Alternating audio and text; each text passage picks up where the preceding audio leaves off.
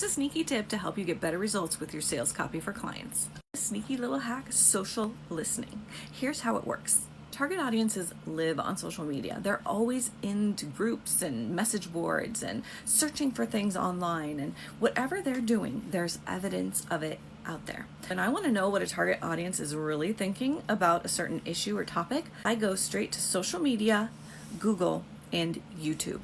First, I hop into groups and I do some targeted keyword research for certain terms and specific phrases to see what people are saying about something that might affect my clients' campaigns. Then I go over to Google and I also type in those same keyword phrases to see what the top questions are right now about those topics. And then third, I head over to YouTube and I type those same keywords in YouTube to see what the trending videos are. I read the comments, I take notes, and then I can create copy that mirrors back those words, those feelings, those phrases, the exact language that the target audience is using to talk about their pain points, problems, and the solution that they want. This is a game changer because even changing the way you refer to something can create better results for your clients. Follow for more sales copy tips.